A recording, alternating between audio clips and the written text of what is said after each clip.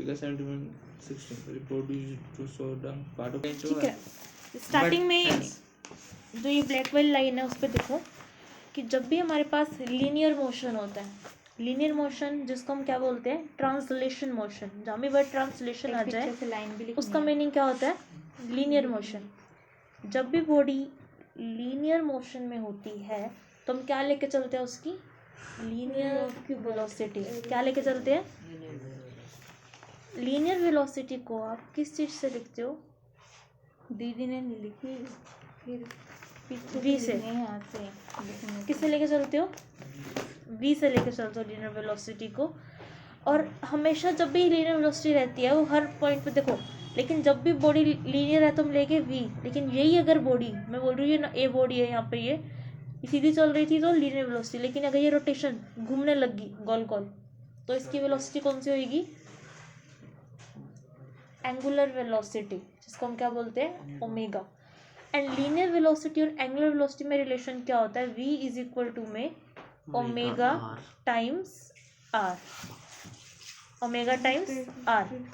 तो कल मैंने ओमेगा के बारे में बताया था, ओमेगा क्या है, यहाँ पे एंगुलर स्पीड है।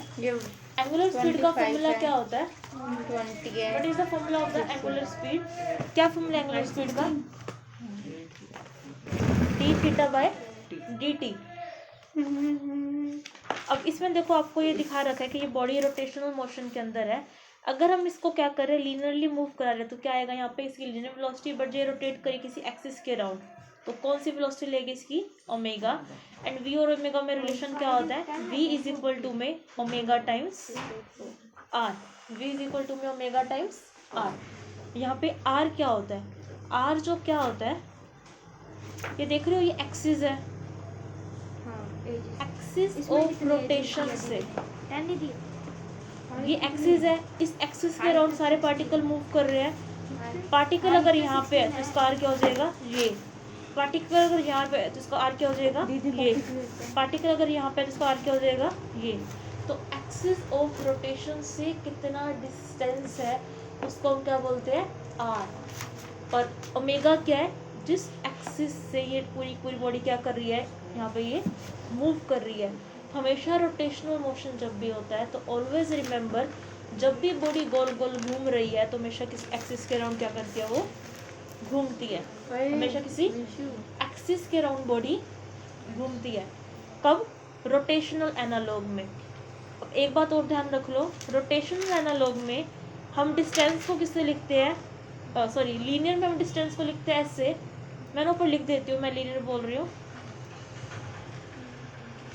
लीनियर में और किसमें, रोटेशन में। मैं बताऊंगी, बताते ही सुनूंगी, ध्यान सुना। लीनियर में डिस्टेंस को लिखते हैं एस से, रोटेशन में डिस्टेंस को किससे लिखते हैं, थीटा से।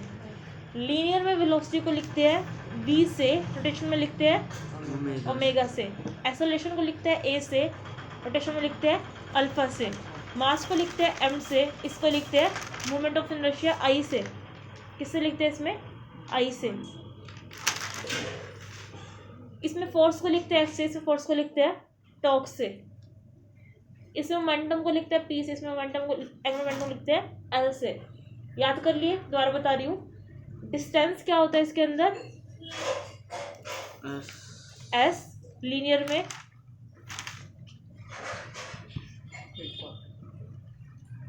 इसमें क्या होता है, थीटा। लीनियर में वेलोसिटी v, रोटेशन में ओमेगा, लीनियर में एक्सेलरेशन a, रोटेशन में अल्फा, लीनियर में मास m, रोटेशन में moment of inertia I, linear में फोर्स F और इसमें रोटेशन में force torque. Linear momentum, angular momentum L। तो ये कुछ एनालॉग्स थे। एनालॉग रोटेशन में उसमें है क्या कि ट्रांसलेशन में सीधा सीधा चल रही है और रोटेशन में वो गोल गोल चल रही है। That is basic the difference between that. आगे समझ में, ये इनके बीच में डिफरेंस है। उसके बाद हमारा ये देखो, for rotation about a fixed axis the direction vector of omega does not change with time। It magnitude में however change from instant to instant for general rotation. देखो मैग्नीट्यूड इसका चेंज क्यों नहीं होता, क्योंकि जो एक्सिस है उसकी रोटेशन तो सेम ही रहेगी ना, वो मूव कर रही है। डायरेक्शन चेंज हो सकती है इस क्लॉकवाइज और एंटी क्लॉकवाइज। एंगुलर एक्सेलरेशन आपको बता चुकी हूँ। किसका एंगुलर एक्सेलरेशन किससे लिखते हैं हम? अल्फा से। किससे लिखते हैं? अल्फा से। इसको आप निकाल भी सकते हो। देखो लीनियर एक्सेलरेशन क्या होता है? dv by dt। तो एंगुलर एक्सेलरेशन क्या होगा? d omega by dt। देखो कितना इजी है। और कल हमने इसकी यूनिट निकाली थी, क्या निकाली थी? रेडियन पर सेकेंड स्क्वायर। क्या यूनिट निकाली थी?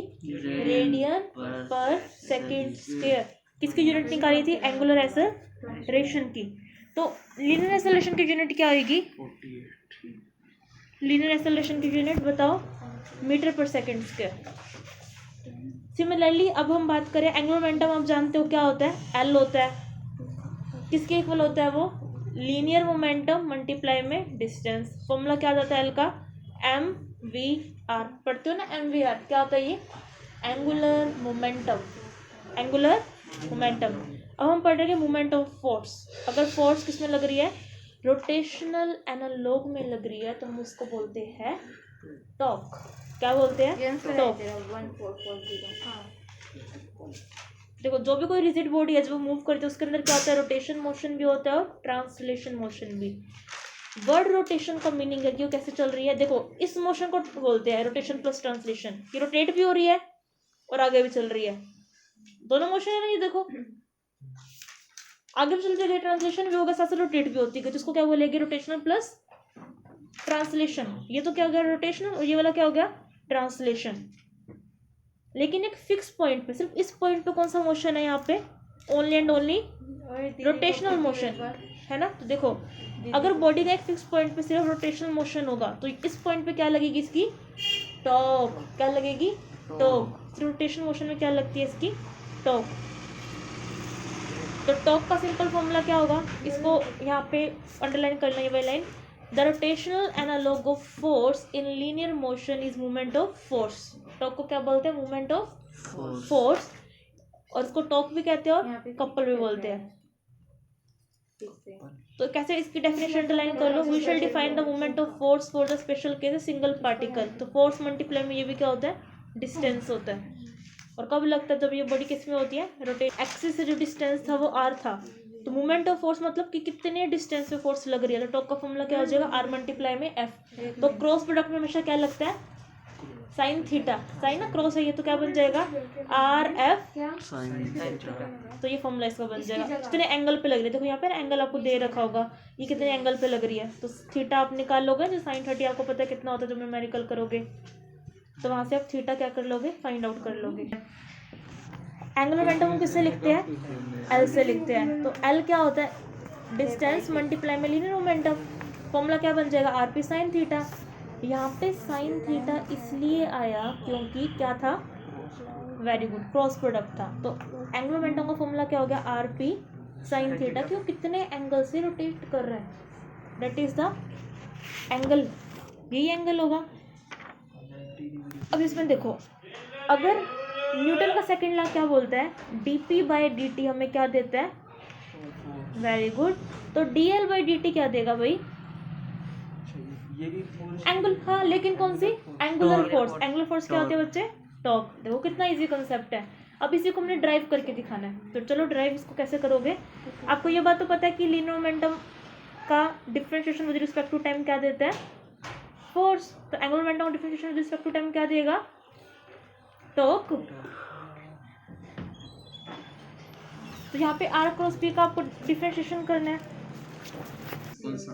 चुप। इसका ना ये देखो सिंपल, इसके अंदर डिफरेंशिएशन करना है। और डिफरेंशिएशन में क्या करोगे? मैंने ये चीज बता चुकी हूँ। जब दो चीजें अलग अलग वेरिएबल क्वांटिटी होती है ना, तो एक का करते हैं पहले डिफरेंशिएशन, दूसरे को एज इट इज, फिर दूसरे को एज इट इज रखेंगे, फिर एक को रखेंगे दूसरे का करेंगे। इसको हम बोलते हैं प्रोडक्ट रूल। क्या बोलते हैं? Product rule. तो यहाँ से हमारा आ जाएगा फॉर्मूला, आ जाएगा यहाँ से, ठीक है। यहाँ से फॉर्मूला आ जाएगा, किसके इक्वल आ जाएगा? टॉर्क के इक्वल आ जाएगा। बस सिंपल था, ये हो जाएगा। अच्छा हाँ हाँ हाँ।